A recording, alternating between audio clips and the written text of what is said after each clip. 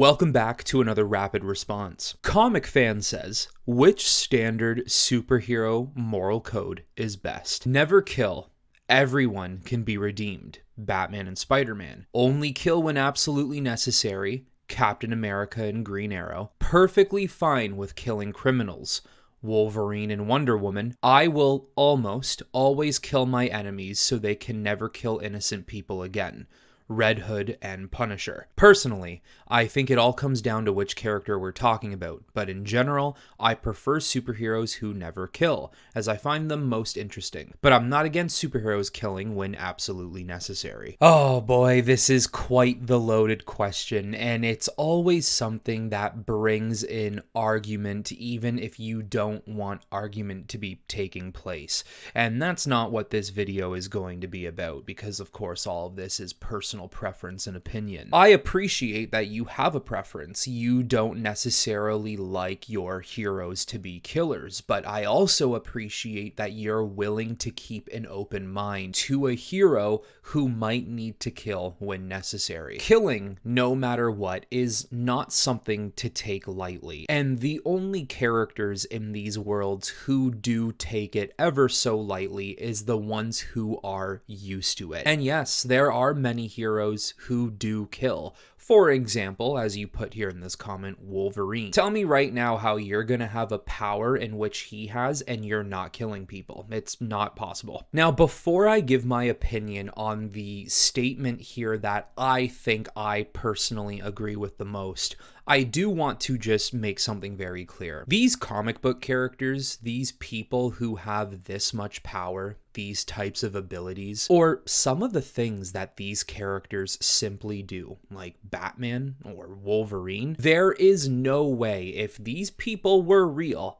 they would not kill. It is just not possible. Some of these characters' powers are off the charts powerful. Some of these punches they throw, the kicks they kick, some of the stuff they do to the human body, there is absolutely no way these criminals would be breathing at the end of their fight. Obviously, when you are making this within comic book form, it is a little easier to get around this situation. Now, I personally think the best moral code of these four here is only kill when absolutely necessary, because I do think there has to come a point in time where something bad enough happens. If you do not take the situation within your hands, you are leaving the future of this situation to only get worse. Let's take it for example, Man of Steel, when Superman kills General Zod, because I think that is the epitome of only kill when absolutely necessary. And if you're trying to find something else that could be done to stop Zod,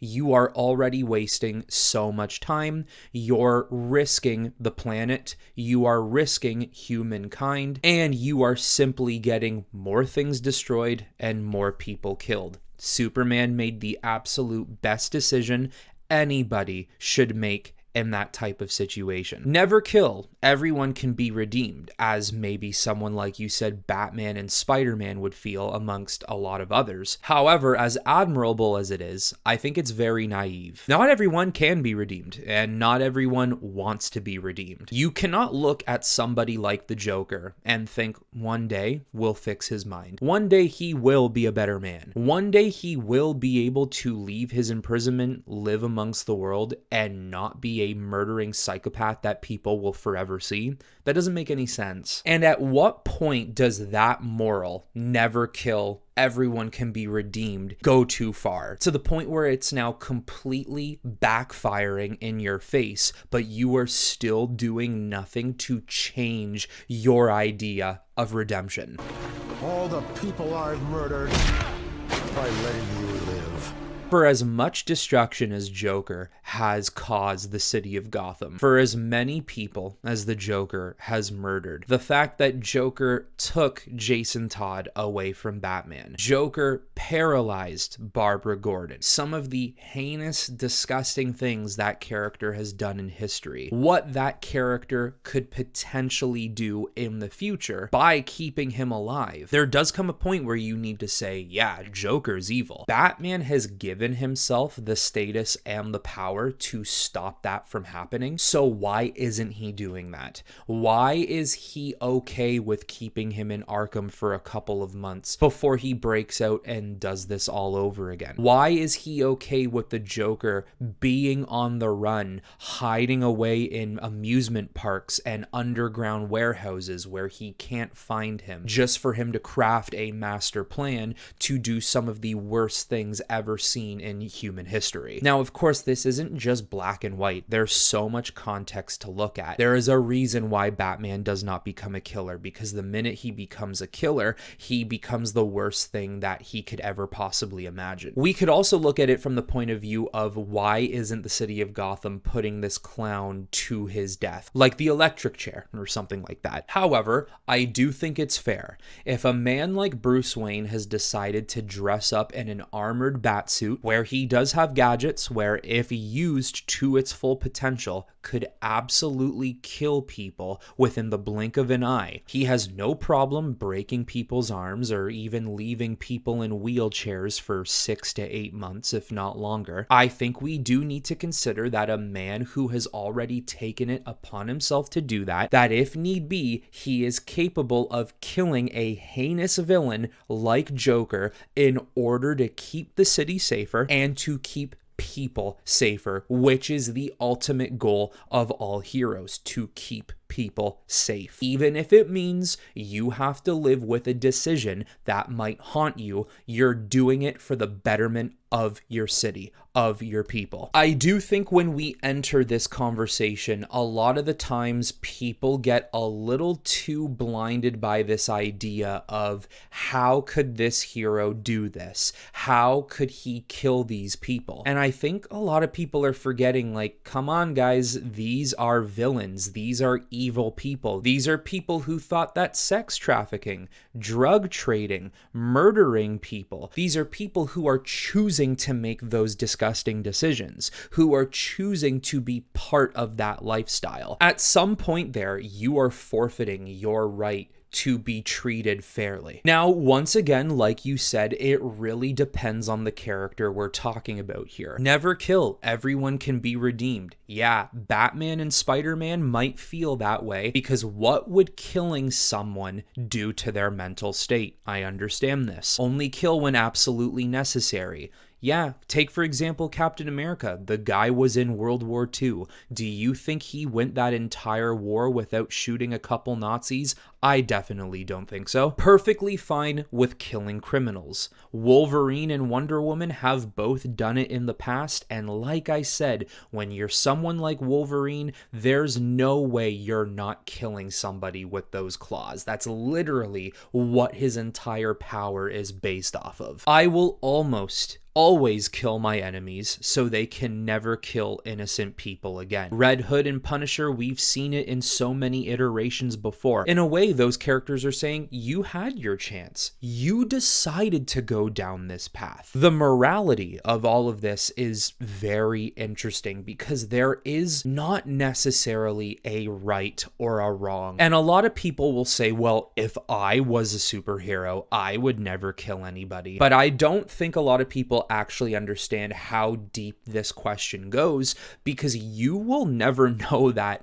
until you are in that moment, and God forbid any of us ever have to be in a moment like that. It's so easy to sit here and say, yeah, no, heroes should not kill, but then look at the type of villainy they have to go up against. And once again, look at Batman, since he has some of the greatest examples of that. Look at some of the vile things he has had to go through with all his villains, and the fact that he can still sit here and say, I will never kill, that is either A, some of the greatest willpower you will ever see in a human being of all time, or B, for how intelligent the man is, he is severely misguided and foolish. Here is one of the best examples I could personally give on, say, for example, someone like Batman, who we all have this preconceived idea that he does not kill, even though there are different iterations of him who we have seen him kill before, even in movies besides Ben Affleck's Batman.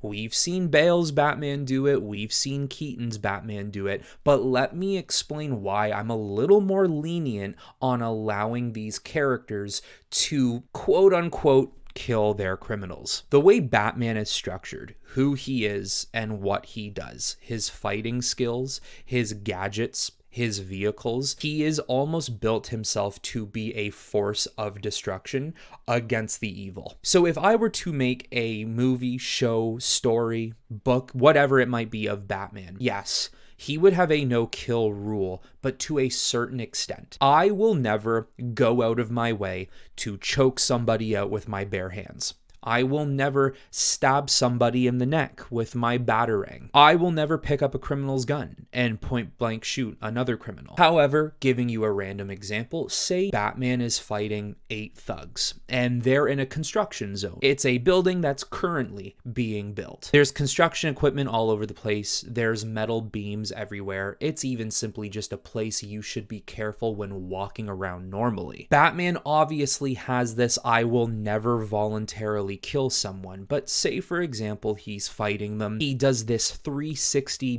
backwards kickflip, and when he kicks the thug, he goes flying, his head smashes into a metal beam full force, something that would kill someone. Personally, I'm of the mindset that, okay, it is what it is. Batman did not intentionally want to kill that man, but it is the environment around them that assisted in the kill shot. My point being is that there is a particular level where never kill, it does mean I will never kill voluntarily. And when I use my full out force on these criminals, if something happens that it leads to their death, you just remember, you chose this path. You chose the path of crime. And if I'm driving in my Batmobile and you're ramming into my car, I take a sharp turn, cut your car off, and you drive right into a building, crunching the front of your car, that is your fault, not mine. You didn't have to try and oppose my vehicle. A vehicle, mind you, that does not look like any ordinary vehicle, that probably has armor on it, and might even have some weapons on it too. That was your choice. Where I do think it of course gets a little bit different is if Batman is now killing somebody notable within his rogues gallery. The world will not necessarily bat an eye when Tommy, a driver for the Penguin, ends up dying. Where they will bat an eye is when they find out, oh my goodness, the Riddler is dead. Not saying they're going to be remorseful of him, but they will be shocked to know that the Riddler was dead by the hands of apparently Batman. That's where it gets a little trickier because now the world has to react to that rogues gallery villain dying, and also it is now Batman becoming something that he does not know if he can control. And this is why I actually appreciate my characters being caught between a rock and a hard place, because I think it adds more depth. It adds more characterization to who they are. And I always find it very interesting to see how these characters operate moving forward and how they try to get out of this depressing negative mindset, knowing they had to kill someone when they truly did not want to, but they know it's for the betterment of everything around them. When you have to make tough decisions like this, or equally tough decisions, that is where the best character growth comes from. So there you go, guys. It might have been a little longer than I was expecting, but I had a lot to say about this situation, and I still do have more, but I'm going to stop myself. So you guys let me know in the comments below, of the 4 statements that Comic Fan listed for you here, which one do you personally connect with or like the most for your characters? Or even if you were writing these characters, which one would you go with? But anyways, everyone, that is it for this video. I hope you all enjoyed it, and until next time, I will talk to you all very soon.